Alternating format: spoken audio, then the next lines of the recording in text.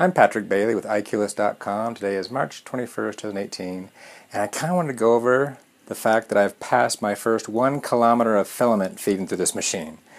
And it's working great, and I kind of wanted to give feedback on where we are and what we're doing. And so I was trying to show, to figure out how I could show how much I've done while it's still running, but I actually have to kill my process, so I'm going to have to kill this guy. So, unfortunately, let me stop this print. I gotta stop it. Print aborted. How sad. But I wanted to show, for everyone to see, go down here and go to my statistics, and this should show my, oops, wrong one. Go down to statistics, and this should show my overall statistics. So, I have done 1 kilometer and 74 meters so far of filament. Can I do that? I can't. It's not focusing. And I have had 36 days of print time, and most of that print time has been since I fixed my Prusa. So with that, let's sit down and talk about what I think about it so far. Okay, so our thoughts so far. So I have my wife Lisa with me because she's got lots of thoughts on this too. So I wrote a few things down, and we'll kind of see what else we come up with. So one thing, it is awesome. I'm having far too much fun with it. And where we're at right now, I'm really excited because I think these 3D printers are getting near mainstream consumer level. There's still a little bit of issues. We got to fix a few things and know a few things, but it's not that bad. You don't have to be some kind of car mechanic to work on it.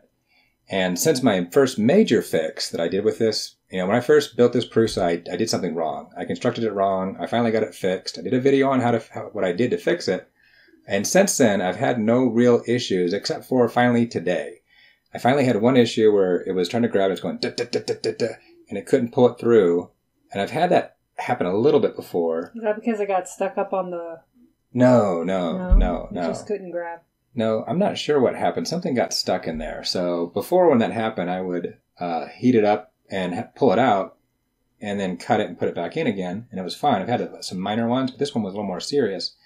And so I had to take it apart a little bit. And I guess essentially what is called a cold pull. I'm not sure on all the name, but I pulled it out and I had the shape of the needle on the end. But I pulled the whole thing out and it's working fine now. So that was a minor fix. But that was after... this thing's almost running, it's running 20 hours a day. I'm running it night and day as much as I can because there's too many things to print out.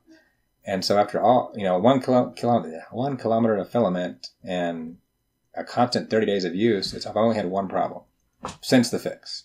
So, and with that, since it's getting near consumer level, I think it's time right now, and it's going to get better in the future, for homeschoolers, or really for anybody who wants to create some stuff for your kids to use in education without having to be a 3D printer repairman. And it's only going to get better. So I think it's perfect for homeschools, and that's my mission now. I want to do a bunch of videos showing how to use this and trying to encourage homeschoolers that this is, it used to be, 30 years ago, you would buy a computer in your house because you were looking towards the future. Everything was going to need computers. And it was like, why do you need that? And you just ended up playing games with it. But at least you familiarized yourself with it, and you weren't doing a lot with it. But this is kind of that stage again where it's 30 years from now, 3D printers are going to be very common in everyone's house, I think. And they're at the point right now that it's a huge tool for education. I think it's going to be. And so that's where we're going to be pushing it and doing a lot of cool stuff like that. So, what's some of your thoughts so far? Well, I think just like when we grew up, you had to go to a computer lab. Yeah. To type your papers. And you were lucky if you had a roommate that came equipped with a gigantic computer and you could stay in your room and type your papers out. Yeah, that's true. I think that's kind of the same way that the 3D printers are going. At some point, there's going to be 3D printer labs on educational campuses. A lot of schools already have them. Well, but they have one. They have one. Oh, that's a good point. They just have one. And just like with a printer... that's a good point. When it goes out for a while. So you think they're going to have you're going to go into middle school or high school and they'll have a room with 30 printers. I didn't say that. I'm thinking more college. Well, definitely, boy. Higher education, you're going to have and definitely your STEM-focused educational centers, even middle school, high school, STEM.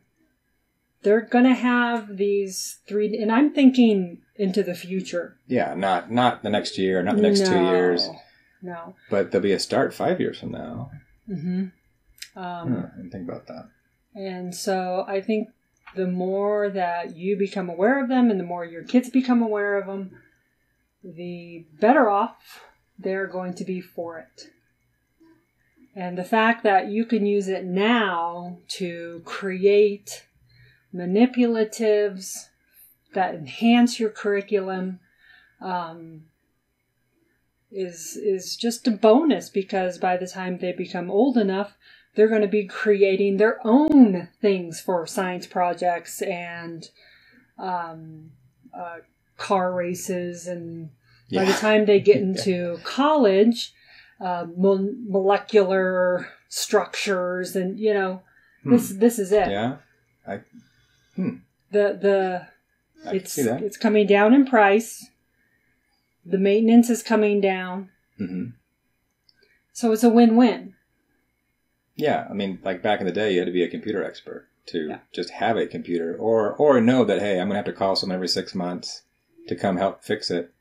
And there are still computer issues, right? But they're a lot more reliable, and this is getting there. Yeah.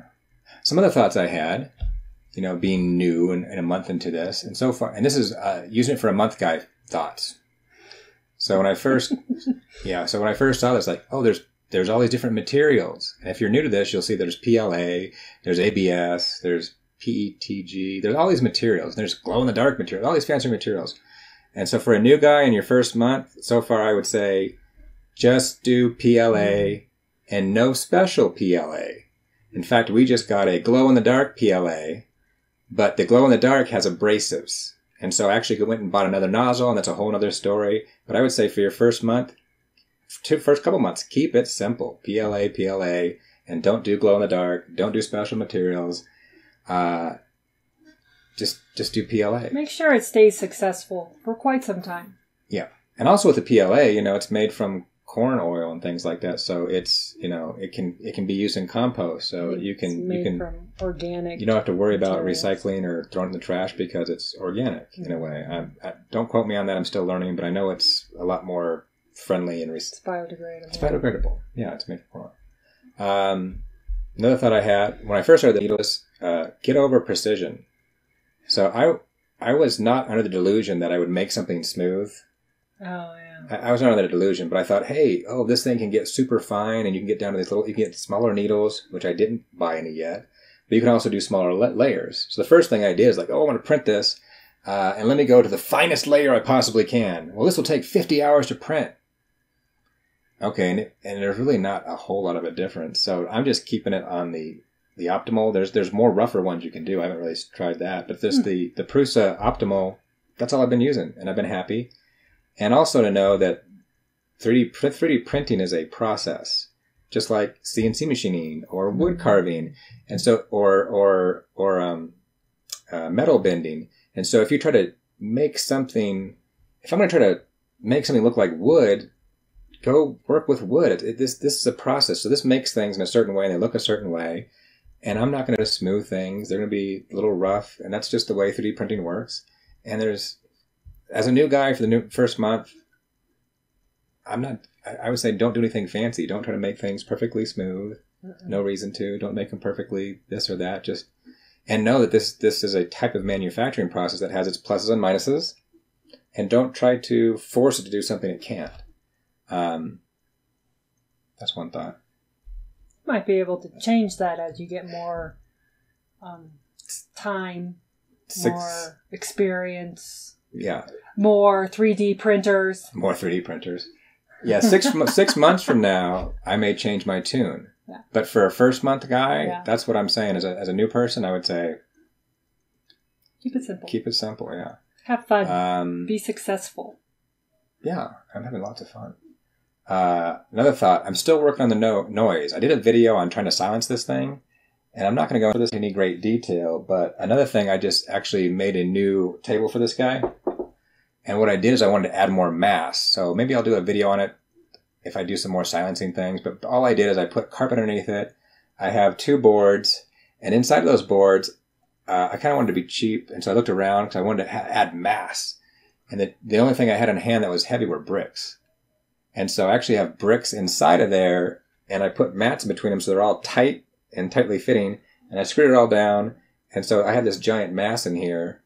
And then I have the printer on top of that with the new feet I made. I think I need to redesign the feet, but it's better than what it was. This mass helped, but it's still not silent, and I'm not running it in silent mode. It has that mode, but I don't want to do that right now.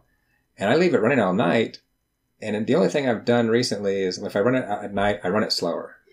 So I run it at 30% speed or 50% speed, and that's fine. If I run it at 100% speed, some vibrations. It gets some vibrations going on certain types of prints, and it might wake me up. But if I run it slower and let it run overnight, I'm fine. We'll just put it in a different room someday. But for now, I need it near right my now, desk. it's his buddy. It's near my desk, so it's his buddy. It's awesome. It's my buddy. It's your buddy. Another thing I did since I had that isopropyl, which I started to figure out isopropyl alcohol to clean it. And so I kept dipping it and cleaning it every so often. So I'm sure other people have done this, but I went, no duh. I went over to Walmart and bought a little spray bottle that's in their travel section that's empty and put isopropyl alcohol in it and just have a spray. And I marked it because that could hurt. That could really hurt somebody. And that's a simple thing that I'm sure all the other 3D printers who've done it for more than a month already have figured out. But I'm still new. Another thing I've been doing, and I haven't done any scientific test about it, but it always seems the first layer is the place you may have problems. And so if your first layer is good, your foundation, yeah, it makes sense. Once your foundation's good, you're good. And so what I've been doing, actually I'm doing it right now because I'm doing a first layer right now, is I run it slower. I just for the first layer I run it at 30% or 50%, and that seems to make speed 30% speed, 50% speed, something like that. And if you're unaware on the Prusa with the controller while it's running, you can actually turn it left or right, and it will speed it up or slow it down. In fact, I think you can attempt to run it at 800% speed, which seems a bad plan. I don't go over 100% right now. Maybe there's a way. Maybe if you have some kind of simple thing that you could. Maybe there's a way you could run it at 200% with a design you know is going to work, but I'm not going to. Why do you do it at a slow speed on that first layer? What do you think it does? I'd have to do some more tests, but it seems like I can run it at 100% and you're usually fine. But I think it just slows it down and helps it. It just adhere to the layer next to it. That could be it. Who knows? But sometimes if I do it 100%, sometimes it's fine. And sometimes as it tries to make that border around there, it'll like start being sketchy or weird or something. But if I run it slower, it just seems to be better. I haven't done a nice experiment to like run 10 times this and run 10 times that. 10 times at that first layer and see at 30% and 10 times at 100% and see if there's a difference. And see how many times it fails. Well, usually if it fails at 100%, it fails pretty quick. But then after I get that first layer, I put it at 100%, and more often than not, it's fine. You should try that sometime. I should try that experiment. That'd be a good experiment. Once we get done with our list of things for you to print out. Oh, yeah, it's a big list. Having lots of fun, though. Now, at this point, though, we're also teaching our kids. We homeschool, and so she does the majority of the work. But I also have a dad class, which is kind of like an extra class that I usually plan in a week. So some weeks we're tying knots, some weeks we're programming, some weeks we're sewing, doing sewing machine stuff. And this whole semester, since we got the 3D printer, I wanted to focus on 3D printing. So we're starting into that. And after having done it just for a week, I'm convinced now, I'm not going to do it today, but I'm convinced we have to buy more 3D printers. And I'm convinced that... we better start saving our pennies. Save our pennies. You know, like how you would buy your kid a computer for school. So it's their computer so they can do their stuff. Yeah. Well, and computers are getting really cheap nowadays. Computers are cheap. But I might just, I can see them that we just might need the throughput. And so I might end up buying one for them to share at some point, not now, but that they can use for schoolwork. Because I think once they get the hang of this, I think they're going to try to incorporate 3D printing into everything that they possibly can. Yeah. I think a couple of things are going to happen. I think one, like Corbin, our son, he's 14. The other day he had to do something on a double helix. DNA. And so you could make it out of pipe cleaners or this or that. So he thought, well, let's 3D print it. So he went and got excited and found a 3D print, printed it out, and it did an okay job, but I think we could redesign it and do a better one. Well, first of all, it's DNA. It's nothing, But he was excited about it. It's not like a dragon or a shark. That's true. It's... Well, I think there's stuff that they can print for school that will help supplement their school. Not supplement, enhance. You're right. Enhance. The wrong word. Enhance their school. And then I think there's also another aspect, like especially my daughter, who's 10 years old. She's going to find toys for her dolls. Mm-hmm. She's already found I printed out some stuff for her, and now as part of my curriculum for her, I'm showing her Thingiverse. We got her an account, and now she's looking around just the other day, so it's just barely new, so we'll see how it goes. But I could see her going through there. I can just see it right now. Her finding a bed, her finding a pillow, her finding different things that she can print out for her. But that's good. That's really good. Yeah. I think it's a really great way to, for our daughter, she's a 10-year-old girl, and she likes play. It's a way to probably draw the kids into STEM. To draw those girls, especially those girls. Draw those girls into engineering, and draw the boys in. And I can just see her someday, she's working like with a physics class or something, and we go, well, why don't you just 3D print that? And she's like, you mean I can do that? I thought it was just for doll houses. But then she'll have the skills. Then she'll be like, oh, I could do this. And then my son, I have seen him use tools online for making maps and different things for games, and he gets really into it. He seems to be good at designing things. He's very artistic. Very artistic in that sense. And so as part of this, as I learn, I want to start teaching him Fusion 360, which I think is good for business, but also I think once he does it and gets to a point where he can use the tools, he's going to design. I have a feeling he'll design some really cool stuff. So we'll see. I think it's going to be really good. I only see it becoming more and more utilized out there. So, we're just kind of getting on the bandwagon. And not that you weren't on the bandwagon, you were when we got this 3D printer. We thought it would be excited. But now that we have it... Yeah, we need a few more. Yeah, now... how do I say this? The majority of homeschoolers the majority of teaching in homeschool across the country is run by the moms, typically. Mm-hmm. Not saying all of them are, but most of them are. Mm-hmm. And I help and I supplement, and there's a lot of guys out there doing good work, but the majority, 80+% of it, usually, like in our case, is run by the mom. And there's probably a lot of moms out there who aren't, looking at the statistics on my YouTube channel. It just skews male like you would not believe. And I'm trying to change that because we want to bring those moms in. And there might be those moms who are like, who may be more artistic and aren't engineering minded. Mm-hmm. And they may be married to someone who is. And how do you bring those women in? And I want to figure that out to bring these moms, these teachers in. And there may be a lot of guys out there who want a 3D printer, who homeschool. And this is a really good excuse, right? And it's going to be, I want to figure out a way to draw those people in. Well, either way, even if you have a mom who isn't quite so confident, if you and your kiddos do this together, imagine how much more ahead your kiddos are going to be. Because you guys have worked through these problems and maintenance and and designs. And I mean, they're just going to be one step ahead than everybody else out there who's not quite working with 3D printers yet. Yeah, it's probably akin to having a computer when less than 30% of the population had a computer. Yeah. You're just ahead because it's coming. You're going to be ahead because it's coming. And you'll be familiarized with it. And plus, not just being familiar with it, you'll have used tools on it and you'll have the word I keep saying supplement. You'll have enhanced your educational stuff. And that could possibly turn into a career. And it could turn into a career. I'm trying to. How many of you computer guys are out there now? I'm kind of one of them, right? Yeah, you are. We'll get my daughter engineering yet, and my son.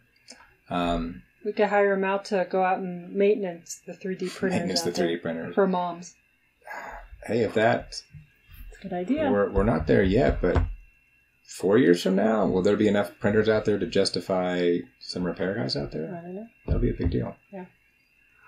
Anyway, so there's our thoughts so far. After 1 kilometer of filament going through this and nearly 30 days of runtime, I am very stoked. And I'm ready for the next. Maybe we should do one at 26 kilometers or half a marathon, 13 kilometers. That may take a while. That might. Anyway, cool. Well, we hope you liked this video and found it useful. And with that, that's our thoughts on 1 kilometer of filament done. Hey, if you liked the video, please give it a thumbs up. If you didn't, hey, give it a thumbs down. Also, if you like what we were doing here, subscribe to the channel by clicking the subscribe button. And lastly, have a piece of info to share? Just post a comment.